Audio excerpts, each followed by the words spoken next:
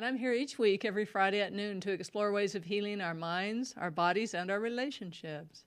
I'd like to welcome all of you who have tuned in to KHQN 1480 on the AM dial or to UtahValleyLive.com.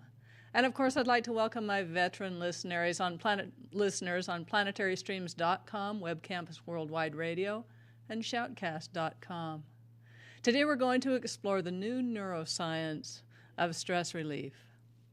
There's a lot of talk today in neuroscience about all the things about the brain that are changing, about brain waves and brain chemicals and hormones and stress. And we're discovering that there's a great deal about the brain that's very different than what we thought 10 years ago or 20 years ago.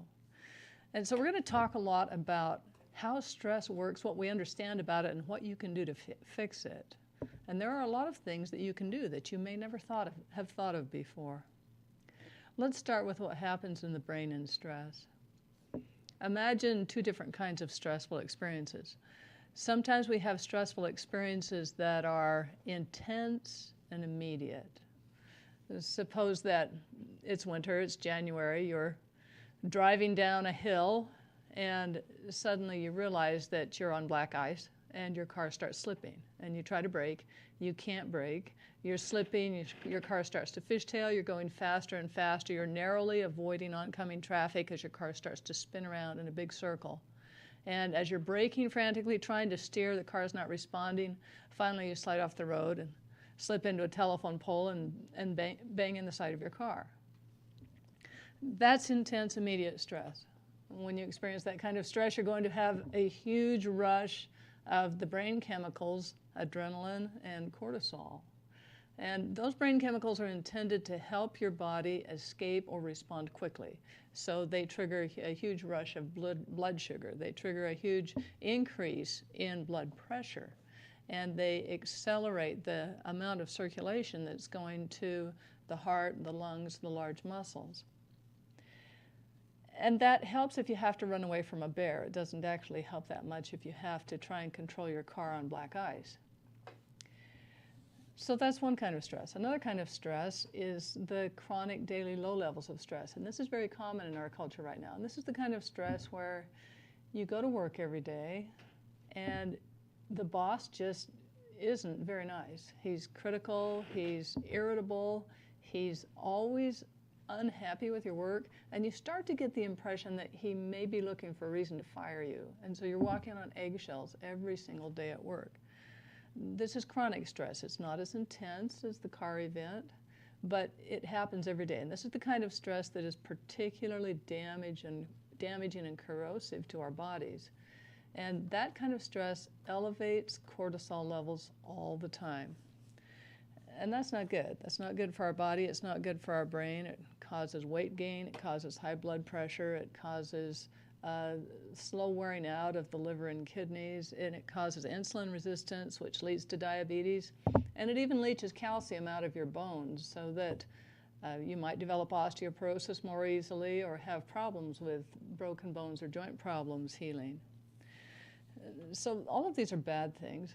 And it's very important to know how we can intercept that process of stress and how we can stop it. You might say, well, I can't help the fact that my boss is grouchy and irritable and I'm always walking on eggshells. It's true that you can't change your boss, but there's a whole lot you can change about what your boss does to your brain and your body. And to explore that further, we need to kind of look at how the brain is put together, looking at the 4 levels of the brain.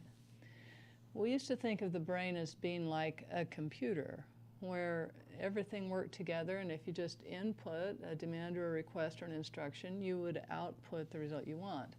And now we realize that the brain actually operates on 4 different levels at once. And so if we look at a diagram of the brain, we can see that on the top level we would have the cerebral cortex. And the cerebral cortex is our conscious mind, the whole top half of our brain, and it manages the emotions of guilt and shame and jealousy, kind of complex secondary emotions that involve a lot of thought processes. The cerebral cortex uses words. That's one of its primary languages. It can actually do all of the other brain languages too, but the cerebral cortex is the only part that really uses words a lot, understands them, and uses them well. And all of our language processing centers are in the cerebral cortex. Words are not the language of the lower levels of the brain, and this is one of the most important misunderstandings we've had in the past 50 years about how the brain works. So kind of below and inside the cerebral cortex, we have a whole set of structures that we refer to as the limbic system. And that equates to our emotional brain. And that's the part of the brain that processes especially our relationship emotions, our love, our attraction, our affection, our grief, our romance, our sadness, our loneliness, our loss. All of these emotions are processed in the limbic system. Well, the limbic system doesn't have language processing centers. It's connected to the cerebral cortex by a little structure called the anterior cingulate, which seems to pass messages back and forth. But if you really want to talk to the limbic system, it's much more effective to use pictures, images, and feelings, emotions. Then below the limbic system, we have a primitive little structure that reptiles and very primitive animals have called the diencephalon. And in this part of the brain, which is really sort of the top end of the brainstem, we have the processing of emotions that are about depression. And that's like despair, hopelessness, feeling trapped. All the depression emotions are likely to be centered in the diencephalon. And the diencephalon doesn't respond to words really at all. If you want to, and that's why you can't go up to a person and say, snap out of your depression. They don't even respond with that part of their brain to words. The language, this part of the brain, is more about feelings and sensations. And then we get down below that to the brainstem. And at the brainstem level, the emotions that are processed are fear. And in fact, if we look at nerve pathways in the brain, we see that there's a fast track for certain kinds of emotions. Anything that's perceived as being threatening or dangerous goes on the fast track through the brain. And that fast track involves going right through the brainstem, almost directly to the amygdala without even traveling through the cerebral cortex. So emotions of fear don't even hit our conscious mind before they're processed and turned into arousals in our body and even actions sometimes. And so we really do act without thinking at a fear level. And so the brainstem holds what we call also the trauma core. And if we want to interact with the brainstem, we have to use the language of sensation. That's almost the only language that has any impact. Words don't have any impact. These messages aren't even going through the cerebral cortex. And if you think about it, we're all pretty familiar with our brainstem language. Not only do we talk to our brainstem with sensation, but the brainstem talks to us this way. And so when the brainstem is expressing to us something that's about fear or worry or danger or stress, that's going to come up as a lump in our throat or a tightness in our chest or sweaty palms or shaking and trembling or muscle tension or an ache in our heart or a headache. This is all brainstem language. The brainstem talks with sensation. Well, the corollary to that is if we want to reduce fear in the brainstem, we have to address it with sensation languages. And so let's go back to our stress example. Suppose that you have this boss who's very difficult and he's raising your cortisol every single day through most of the period of time that you're working. When you get home, you're tense, you're shaking, you have a headache, and you have a stomach ache. What are you going to do to get rid of that stress each day? There's a lot of things that we can do that have to be addressed in brainstem language. And so we've understood for many, many years that one good way to de-stress is to get in a hot bath. Why? The entire body is surrounded with a womb-like sensation of water that's warm. This is very soothing at a brainstem level. It's a good way to relax. And there's a lot of other more sophisticated ways of addressing the brainstem. For instance, a very common intervention in trauma therapy with children in refugee camps, in countries where the therapists don't speak the same language, is a sensation-based intervention called butterfly hugs. And it's very simple. It's just to put your hands across your chest and pat your shoulders with alternating hands. And if this is done slowly and gently and with a lot of feelings of compassion and tenderness towards self, this is a very effective way of calming down the brainstem. It's very, very simple. It's very fast. You can do it anywhere. And it's been proven to work by a large number of trauma therapists. And it's good for everyday stress. So let's talk a little bit more about how the brain processes information. It's helpful to know that the brainstem has kind of a filtering function. And this is a very important function. All of this information from all of our 5 senses comes through the brainstem on its way to the conscious mind, but not all of it gets passed on because there's simply too much information. Our eyes, for instance, both of our eyes put together send a total of about 11 million impulses per second towards our cerebral cortex, towards our conscious mind. But the brainstem filters out most of those, so that very few of us have a photographic recall of what we've seen.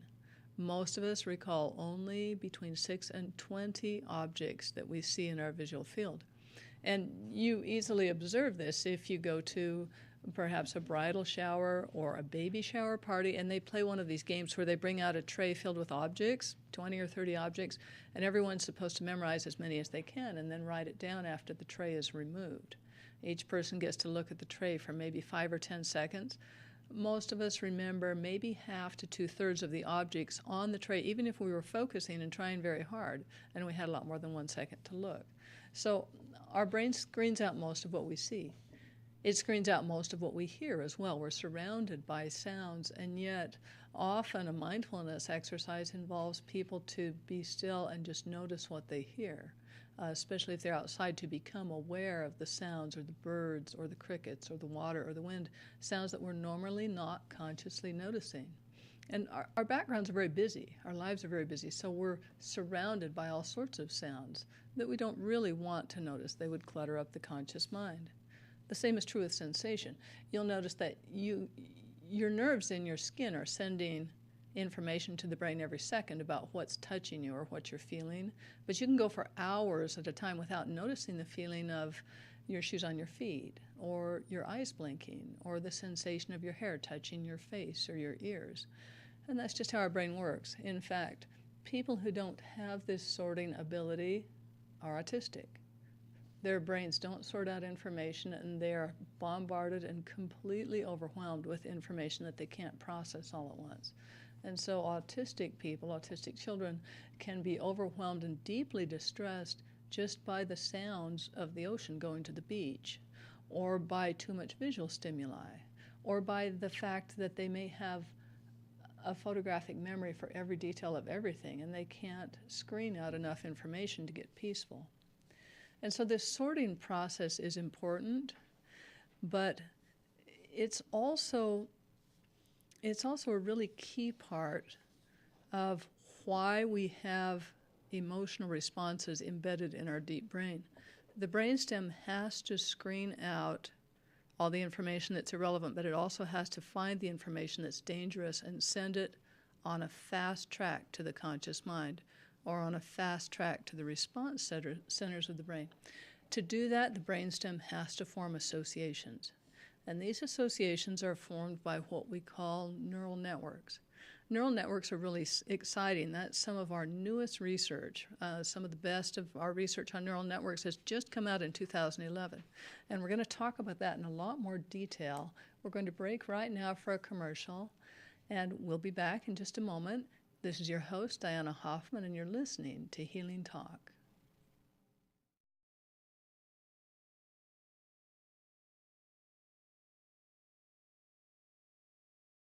I'm back. This is Pat Sheranian, and I want you to know how happy I am to be broadcasting again. Please join me and friends at 12 o'clock noon on KHQN 1480 AM and on the internet, pat.utahvalleylive.com. We talk about religion, politics, local businesses, relationships, and more. Join in the conversation in our chat room with your questions and comments, or call 801-362-9552. 801-362-9552.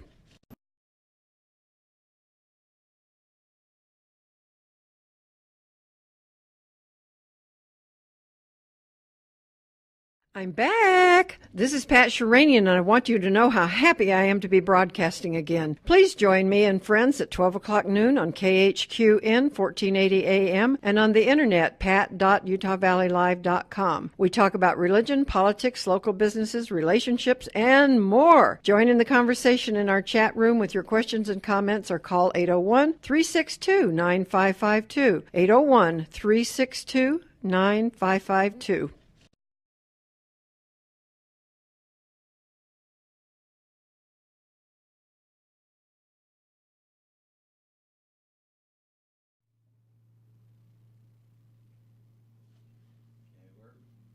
Having all sorts of problems. I don't know why these aren't playing.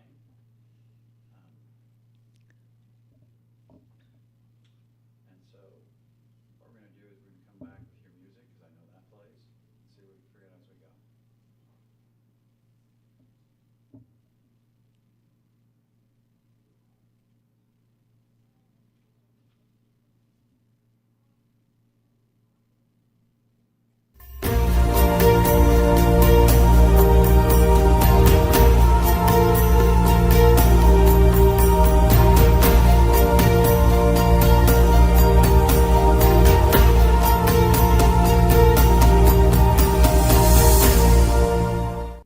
Welcome back to Healing Talk with Diana Hoffman.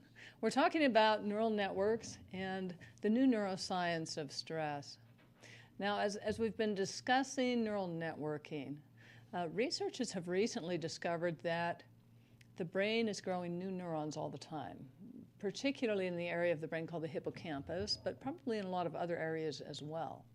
And when these neurons are first formed, they're just like a blank slate. They haven't been activated, they haven't been connected by anything. They're just sitting there ready, waiting. And if they're not used, if they're not imprinted and activated in some way, they gradually start to die off after 4 to 6 weeks. But when they're new, especially when they're about 2 weeks old, they're just ripe for imprinting, and an emotional experience will activate these neurons with a memory of that emotional experience. When that memory is first formed, it's only linked up to the nerves connected to that experience. It's not linked up to anything in the rest of the brain. And so for a while, it's a little bit discrete, and it doesn't really affect everything else that we think and feel. But gradually, it will become linked up to more and more things that vibrate at the same time. Now, we've seen for quite a while brain imaging research that shows that neurons that are activated that vibrate at the same time will gradually connect. And neurons are like our hands. They have these little connections all over them called dendrites, and they like to hook up to other nerve cells. And that linking up happens when the nerve cells are in the same part of the brain and they're activated. They start vibrating at the same time. So this is what should happen when we have a stressful experience. This is what nature designed our brains to do. We have a stressful experience, like this car slipping on the ice. We get home, we're just still traumatized and shaking and breathing hard and upset. We're surrounded by our safe environment, our comfortable home, and our family members, our loved ones come over and express sympathy and put their arms around us and listen to us tell the whole story and let us cry about it if we need to, or just express our fear and our frustration. If that happens, then that memory of the fearful event will be activated again as the story is retold, and it will link up to a whole neural network about soothing and sympathy and comfort and safety and peace. All of the associations that are about our house and our loved ones and comfort. If that happens in a very thorough and reassuring way, that memory will be emotionally neutralized, because from now on, any time a person goes back to that memory, triggers that memory, they will bring up all those feelings of comfort and peace and reassurance that were linked to it. And that memory will never bother an individual again. It'll be resolved. The same is true with our work. If every day we come home from our stressful work situation and activate the memory of the things that hurt that day and link them to everything in our environment that is peaceful and calm and soothing, then our heart rate can go back to normal, our cortisol level can drop down to baseline, and we can be peaceful and happy for the rest of the evening. and those stresses will not accumulate and build up over time. We look around the animal kingdom and we see that animals are good at doing this. Most of us have watched some kind of animal documentaries, and we've seen these gazelles in Africa that are being chased by lions and cheetahs and leopards almost every day. And a huge amount of animals in the world are prey animals. They're pursued by predators on a daily basis, but as soon as the pursuit is over, the animals, after just a minute or two, they all put their heads down and they go back to grazing. And they absorb themselves in the community of their herd structure, their social structure, and the safe experiences of eating and grazing, and their brain links their trauma to all these safe experiences. And so they can be chased or experience danger day after day, week after week, month after month, and they never develop symptoms of post-traumatic stress disorder. However, if an animal is stressed and then put in a strange environment, for instance, suppose it's trapped and put in a cage, then it will not release the stress. It will not link up its neural network to safety, and it will show evidence of having trauma symptoms afterwards that can affect it long term, reduce its resilience, reduce its lifespan, increase its chances of getting sick, and most importantly, that stressor will make it more vulnerable to future stresses. So it's very important what we do with our stress in terms of a daily practice. And there's a couple of things that it's important to understand about the way we form associations. One of them is the fact that the default setting in the brainstem is that anything strange is automatically dangerous until proven otherwise. When we really understand how the brainstem's working, this explains a lot of things that we experience in our life. For instance, our brainstem assumes that sounds that are unfamiliar are automatically dangerous. And so we have a situation where Jake lives in the city and Sam lives in the country. And Jake sleeps well every night in his bed in the city, but then he goes to visit his cousin Sam, and out there in the country, his night's sleep is disturbed all night long by the cows and the dogs barking and the frogs and the crickets. He just can't sleep.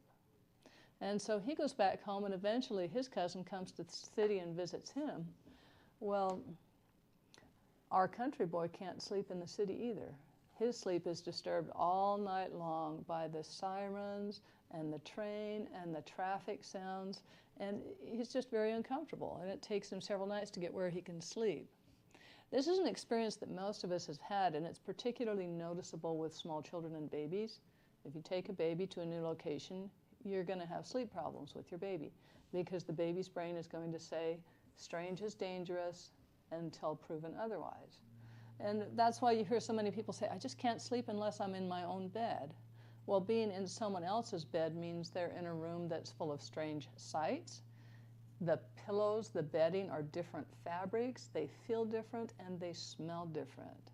Sometimes people can fix this problem just by taking their own pillow, because then at least they've wrapped up their head, which is their most dominant sensory area, with familiar smells and sensations.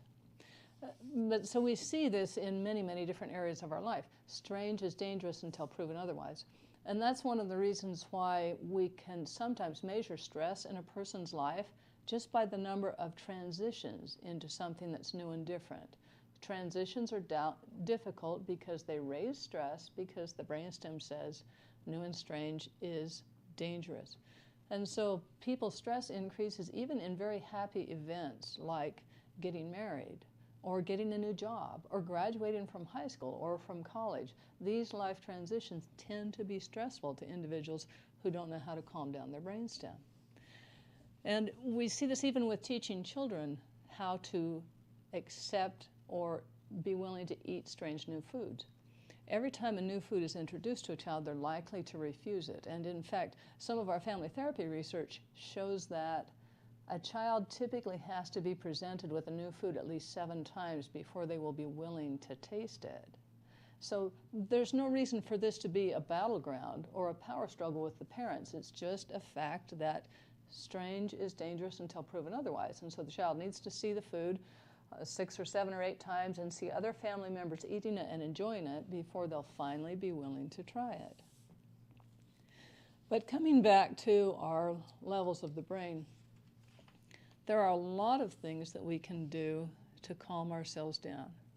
And it helps also to understand a little bit of what we call state-dependent memory. And that is, our neurons, these emotional neurons that we've activated, can be triggered by associations with things that are similar. They can also be triggered by brain chemicals called neuropeptides. And there's a different neuropeptide in the brain for every emotion. So when a person starts to feel really happy, the neuropeptides of happy memories make it very easy to trigger all the other neurons that are encoded with happy memories, and suddenly you can remember so many other times you felt happy. We see the same things when a bunch of children or teenagers get together and start telling each other their most embarrassing moments.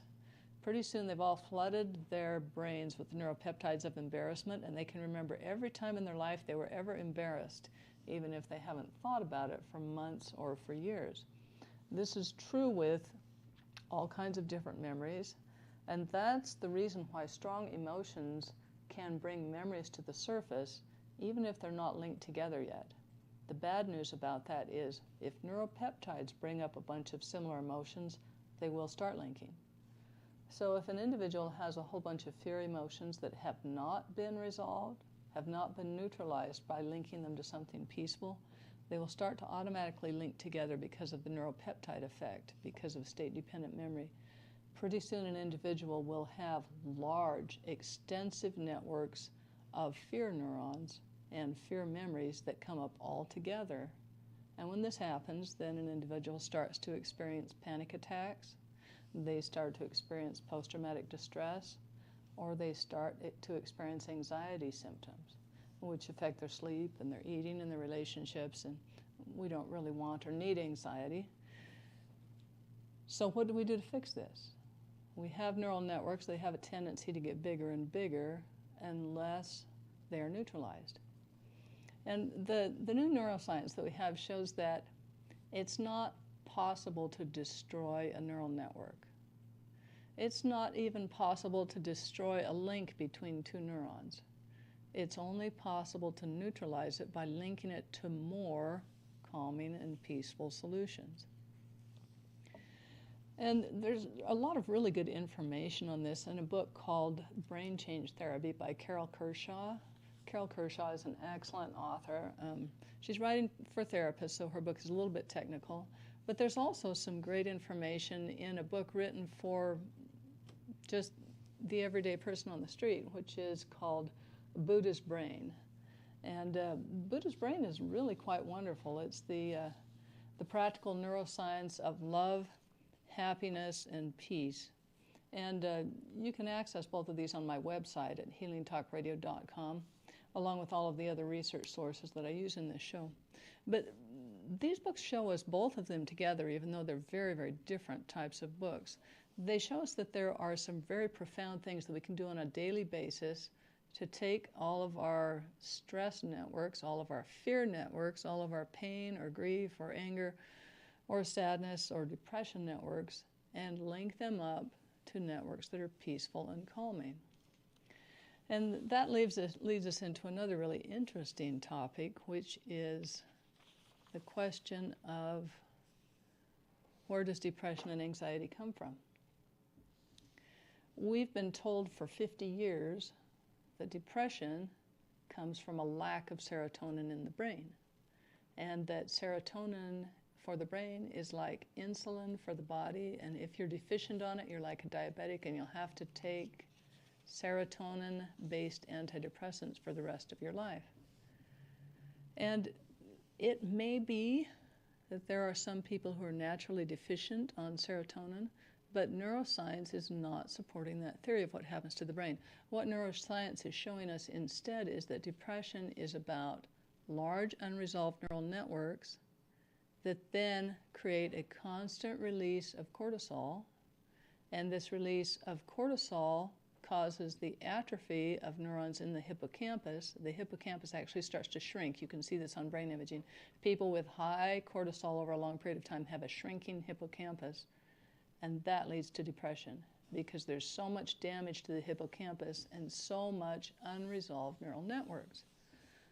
Well, so the solution for this kind of depression or this kind of stress is not more serotonin. In fact, serotonin is kind of a problem for cortisol-based depression because it creates, taking an antidepressant creates a temporary increase in serotonin, which makes people feel good, but the brain always adjusts to a foreign chemical substance. And in the case of serotonin, the brain adjusts by reducing its serotonin receptors. So a person takes more and more serotonin pills, and their brain shrinks back on its serotonin receptors, grows less and less, taking the person back to the baseline where they were, and the cortisol problem isn't fixed. And so we have people who are saying all the time, well, the antidepressants helped for a little while, but then they stopped working. If a person's saying that, they've probably got a cortisol-based depression, and the likelihood is that the cortisol-based depression is coming from neural networks that haven't been resolved. And so this is a challenge, and it's a challenge of fairly momentous proportions in our country, and it's an easy explanation for the reason that depression rates have been dramatically climbing every year since antidepressants began to be widely used. And they're still climbing. We have 10 times more people with depression than we had in the 1960s. And these statistics are continuing to get worse. We have more depression in our country than anywhere else, and we're not living with 80% unemployment in Kenya. We're not living in a country full of famine, and yet we have the highest depression rate at the same time that we have the highest use of antidepressants. Obviously, we're not taking the right approach. And so we're going to talk a little bit more about what the right approach is. We'll be right back after this commercial break. You're listening to Healing Talk Radio. You've heard ads to send your old jewelry off to a refiner. Stop! Here's a better idea.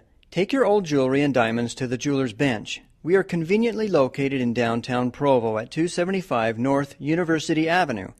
I'm Daniel Broadbent, owner of the Jeweler's Bench. We are experienced in selling and buying fine jewelry.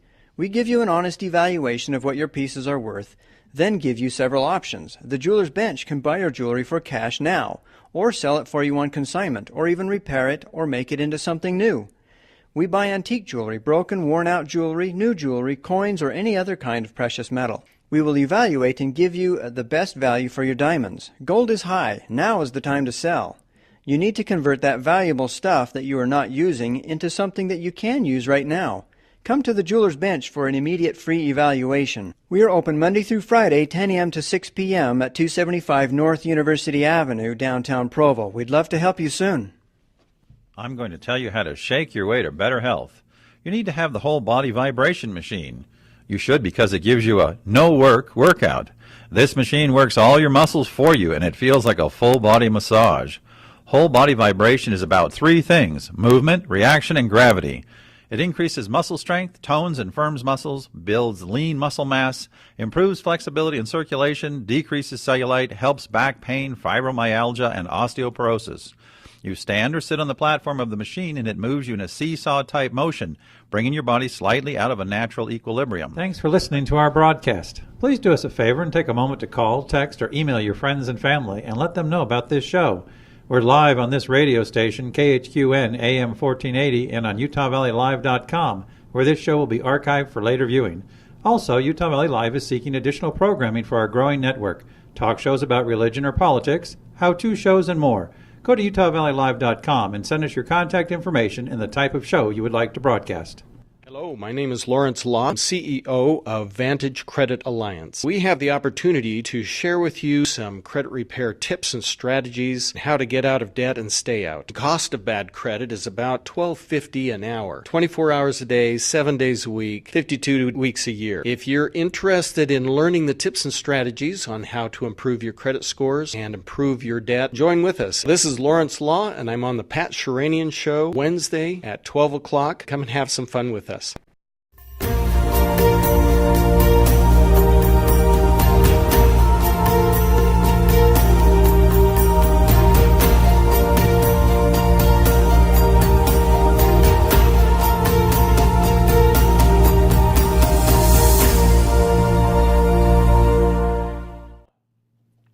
Welcome back to Healing Talk Radio. We're talking about the new neuroscience of stress reduction. And so we've been talking a little bit about how the brain handles stress and trauma and fear and develops these neural networks, and the fact that they can be neutralized if we network them properly. But now let's come back to our levels of the brain. The difficulty is that in the past we've always assumed that we could neutralize most of our experiences by just talking about them, and talking does help, but talking only helps with neural networks that are close to the cerebral cortex. And as we've discussed, fear is networked through the brainstem. It's not close to the cerebral cortex, and so talking about a fear event doesn't usually completely resolve it. Occasionally it does, but most of the time there's still some fear left. And so that's led to a large segment of our society believing that real fear, intense fear events can never be neutralized, that post-traumatic stress never goes away, and that anxiety is a lifelong problem. And that's simply not true. It's just that the old tools don't work for it. We have to use new tools. We have to be neural networking with something that activates the brainstem. And this is a very important part of modern stress relief and modern trauma therapy, is to activate the part of the brain that's holding that particular emotion. Now, remember our levels of the brain. The cerebral cortex only handles complex constructs like jealousy and shame and guilt. The limbic system holds all of our relationship feelings. The diencephalon holds depression feelings, and the brainstem, the diencephalon is actually the top part of the brainstem, but the brainstem holds fear. So if we want to neutralize fear stresses, we have to do that by activating the brainstem in brainstem language. What is brainstem language? It's sensation. And so what do we do to neutralize fear events? We do something that involves the brainstem and sensation. For instance, deep breathing. Why have people been told to unstress using deep breathing? Because deep breathing activates the brainstem. The brainstem controls breathing, and deep breathing is sensation-based. And our breathing patterns are one way that we signal to the brainstem whether we're safe or not. So let's look at what we can do for the brainstem on a brainstem level. There's a lot of very interesting dynamic release processes in our country that have been developed to handle this. But it's even more interesting to look at old cultures and look at other countries. Old cultures have ways of handling this. They've developed ways over thousands of years that they do on a daily basis that releases stress, fear, and depression through exercise routines or movement routines or meditation routines that activate the correct part of the brain. If we look at the Chinese, you go to China, and there are millions of Chinese every day, morning, noon, and evening, out in the parks doing Tai Chi. What does Tai Chi do? Slow, rhythmic activity, meditate on the motions, get involved in the sensation, imagine positive energy filling your body. It's almost a moving meditation, a very soothing routine, sometimes set to music. Tai Chi and many martial arts practices are an excellent recipe for neural networking, for networking those stress emotions and connecting them to something peaceful and calming on a daily basis. We should all come home from work, from our stressful jobs, and do 20 minutes of Tai Chi or something comparable. If we look at the people in India, they do yoga. They do meditation. These kinds of practices are becoming very popular in our country. Why? They're self-help techniques that activate the correct neural networks to reduce stress. And there's many other things that we can do as well. There's a lot of different kinds of breathing exercises. Probably the most powerful one that's ever been put together is Sudarshan Kriya, but there's other kinds of breathing as well that are advocated by different kinds of yoga and by different kinds of mind and body types of healing practices. And all of these help to calm down the brainstem. And so each person can experiment and play around with different techniques and find out what works for them. But one of the challenges of neural networking in our culture is that after many of us have spent a lifetime of repressing our stress, repressing our pain, not paying attention to it, not resolving it, our neural networks of stress and trauma are huge. And when they get large enough, the brain starts to disconnect from feeling them. There's a little structure called the anterior cingulate that connects the cerebral cortex to the limbic system. And in people who have a lot of repressed trauma, this little connector will shut down. It's almost like the cerebral cortex has closed its gateway. It's closed its pathway off to the limbic system, to the emotional brain, and that's called repression. When a person is repressing heavily, repressing a lot of pain and trauma, they start to lose all the good things that the limbic system does. So they lose their enthusiasm, they lose their joy, they lose their ability to be really empathetic in relationships. They find themselves becoming more detached or unable to feel the feelings of other people. And they lose their energy. Shutting down the limbic system or closing that connection to the limbic system creates a huge loss of energy for a person. And so we see people who are just dragging. They feel like they can't get out of bed every day. They feel like they have no energy or no motivation to do anything, and it's because they've given up on fixing their neural networks and they've just tried to shut them down. For these kinds of people, repair processes usually create a whole lot of resistance, and part of the reason is because a great big neural network of stress feels too scary to bring up at once. It feels overwhelming. It feels like it's going to be catastrophic to feel that much pain or stress or fear or emotion all at once, and it is. And people don't realize that there are specific ways of slowing down the release of these emotions. And a lot of times that part of stress release is going to require some coaching. People are going to need to have someone there to support them, to talk them through it, to help them stay focused, even to help them stay safe. And so in the beginnings, stress release for a person with a lot of repressed stress shouldn't be done alone. It should be done in groups, or it should be done with a support person or done with a therapist. But there are a lot of things that we can do.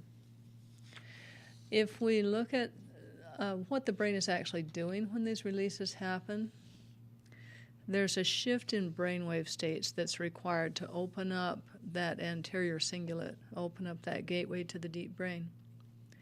The brainwaves that are most productive for relieving stress are slower brainwaves. There's a group of brainwaves that we call beta brainwaves, and that's our fast, busy brainwaves. That's what we do when we're mildly stressed or we're trying to be very productive and we're rushing around. Fast, busy brainwaves, that's beta state. Slower than that is what we call alpha brainwaves, about 12 to 14 hertz. And alpha brainwaves, especially what we call the natural alpha state, which is slow brainwaves, those are comfortable, peaceful brainwaves. This is the brainwave state that a person is in when they feel socially relaxed, when they feel open and comfortable and are engaged, or when they're sitting and reading a book, or when they're out in nature enjoying themselves. Then they have alpha brainwaves. One of the things that we notice is that individuals who are addicted to alcohol have almost always lost their ability to produce alpha brainwaves. Because they've lost it, they can't relax and get comfortable. And because they can't relax, they use alcohol, a depressant, to slow their brainwaves down. That's why they're using alcohol. If people can get into this alpha brainwave state naturally and repeatedly on a daily basis, this anterior cingulate is going to open up, it's going to activate, the limbic system is going to connect with the cerebral cortex, and a person's going to feel really good for a while, and then their unresolved traumatic feelings are going to start coming to the surface to be resolved. For people who do this every day, that's not a big deal. It's just one day's worth of stress, one day's worth of trauma. For people who've never done it and they're 30 or 40 or 50 years old or even 20, this is going to be a big deal. And so what we see is that in this process of resisting that big traumatic release of emotion, people start doing things to keep their brain waves fast, to keep them fast all the time. That's where we get people who are workaholics, people who are going, working every minute. And that's where we get people who are mediaaholics, people who always have the television or the radio or the iPod or the internet going. They have something busy going on in their head all the time. And as they continue this effort, to keep their brainwaves busy, a lot of times their media gets louder and more obnoxious. They're not going to be into media for calming, relaxing, soothing music. They want something to keep their brainwave active, and so they want more lively, more intense TV shows, more violence, more action, louder, harsher music as they continue to try to avoid the alpha brainwave state, the slow brainwave state. You'll also see people in this situation really becoming avoidant about bedtime. They really don't want to go to sleep because when you lay down and start to go to sleep, your brainwaves slow down, and that anterior cingulate becomes open, and those feelings can start to come up at bedtime. And so you'll see people avoiding bedtime, staying up as late as they possibly can, or playing the television while they fall asleep to try and keep their brainwaves fast. And all of that is still avoidance. All of it doesn't work. If it does work, it's going to keep cortisol levels high, and a person's going to really start to suffer from the stress effects. And so what we really need is for individuals to start to recognize what's happening. I'm always a little bit sad when I have someone call me and think, I've got to come in, I've got to have some counseling, I don't know what's happening. I think I had a nervous breakdown the other day. I just started shaking and crying, and I couldn't control it, and it lasted for a whole half an hour, and I just think I'm falling apart. I think I'm having a nervous breakdown. Well, typically what's actually happening is some neural network is coming up and wants to be resolved.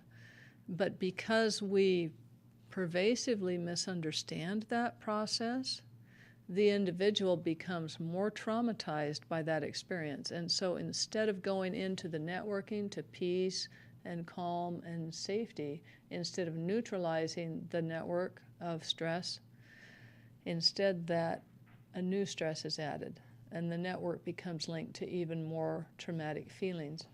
And so we have people that don't fix their traumas, they re-traumatize themselves every time the brain tries to right the ship, every time the brain tries to fix itself. And that's part of why it's so important that we understand this whole process and work with our brains and not against them. We're going to break once more for a commercial, and you're listening to Healing Talk Radio. We're talking about the new neuroscience of stress. Are you an athlete looking for a natural boost to your workout? Have you studied up on the benefits of nitric oxide production to your performance? Then you'll want to try Kyani's Nitro Extreme. Nitro Extreme promotes cardiovascular health and improved blood flow, supports muscle contraction and relaxation, as well as nerve transmission. I use Nitro Extreme right before I lift weights, and I've never been stronger in my entire life. If you don't try Nitro Extreme, you'll never know what you're missing. Call 801-362-9552 to order yours today. That's 801-362-9552. Hi, this is Julia Curry. Join me on KHQN 1480 AM on Mondays from noon to 1 o'clock.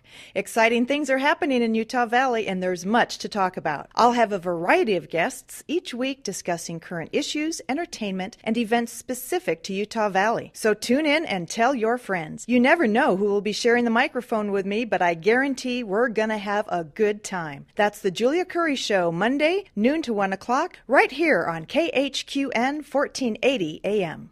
Are you looking for unique furniture, sporting goods, books, DVDs, toys, clothing, jewelry, or home decor? If you are, you should consider Blue Creek Mercantile at 135 North State Street near Cafe Rio. Blue Creek Mercantile is not a consignment shop or a thrift shop. The merchandise is quality and low priced. We just expanded our store to 4,000 square feet. It is filled with items that are both new and gently used. We are open from 11:30 to 6:30 every day except Sunday. So come visit the friendly staff at Blue Creek Mercantile.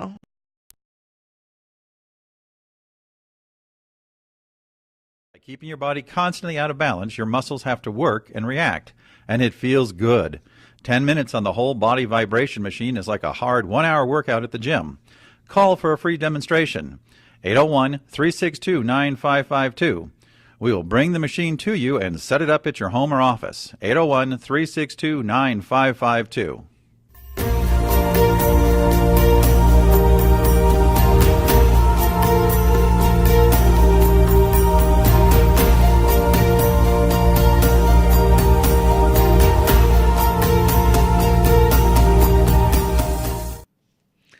Welcome back to Healing Talk.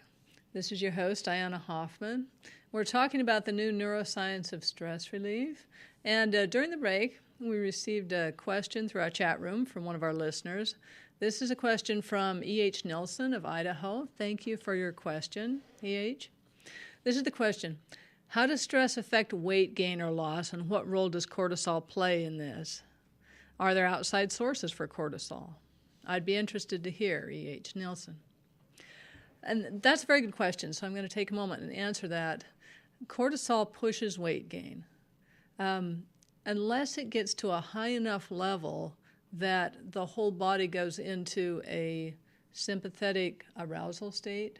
And in a sympathetic arousal state, that's a flight or fight response or a freeze response. If that stress response is intense enough, then most of the digestive system loses most of its circulation. So the stomach and the intestines have very little blood supply. In that level of arousal, a person will not have an appetite. They won't be able to eat. And so if they're that stressed, they're going to lose weight if they're that stressed on a regular basis. But most of the time what happens is cortisol pushes our liver to release a whole bunch of glycogen as blood sugar. And so our blood sugar goes up, anticipating that we're going to have to run faster or fight hard, and we're going to need all this extra energy. But for most people who have chronic daily stress, they don't have a physical, intense reaction. They just have to sit and suffer and endure. And so then the body says, oh, too much blood sugar, that's toxic. We have to pull it out, release a bunch of insulin, push it into the fat cells. And so high cortisol is taking our energy reserves out of the liver and pushing them into our fat cells all the time, growing fat cells. And then when the liver runs out of energy, we have that feeling of, oh, I'm really hungry, or I'm really weak, or I'm hitting the wall. And so we go eat something because we have no energy. Nobody wants to feel that way. And so cortisol then increases the amount of eating that we do and the frequency and the intensity of our hunger. So cortisol is generally pretty bad if a person is trying to lose weight or stabilize weight. And I've talked to individuals, quite a number of individuals, who will tell me when I'm happy, it's easy to lose weight. When I'm stressed, no matter what I do, I can't keep it off. And that's a lot of why. Are there outside sources for cortisol?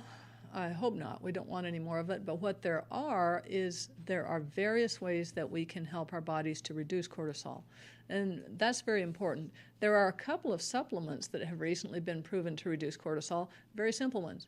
Vitamin C reduces cortisol. Omega-3 fatty acids reduce cortisol. But what's even more interesting is the hormones in our brain that reduce cortisol. There are 3 stress-reducing hormones that are very important.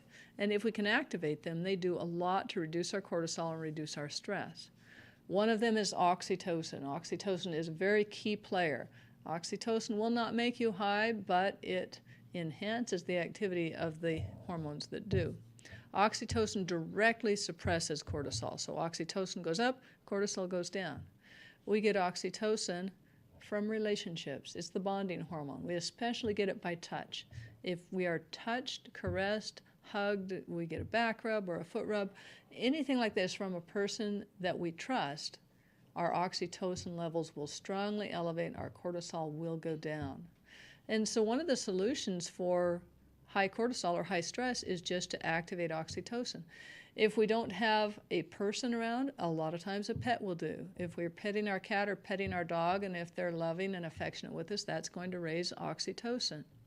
If we're doing service for someone, if we're doing acts of kindness, if we're reaching out, if we're just smiling at strangers, if we learn to watch the crowd for people who smile, these simple actions can raise oxytocin. And not only does oxytocin, as I said, decrease cortisol, but it really enhances the action of two other very wonderful stress-reducing hormones. One is endorphins. We've all heard about endorphins. Endorphins are the pleasure hormone. And our endorphins are the things that mask our pain and increase our enjoyment. Endorphins are mimicked by opiates. So heroin and opiate painkillers attach to the same receptors as endorphins, but they don't do near as good a job. Endorphins are 100 times more effective at attaching to our opiate receptors. And so endorphins, they give us pleasure, relaxation, pain reduction. We get them from a variety of activities. Laughter is particularly good. Deep relaxation is good. It was believed for a long time that exercise produced endorphins, but now we realize that it's actually something else that's producing the exercise high. And that brings us to the other stress-reducing hormones, which are endocannabinoids. And this is a long, funny-sounding name, but endocannabinoids produce what we call runner's high. They produce the exercise high that people get when they work out hard.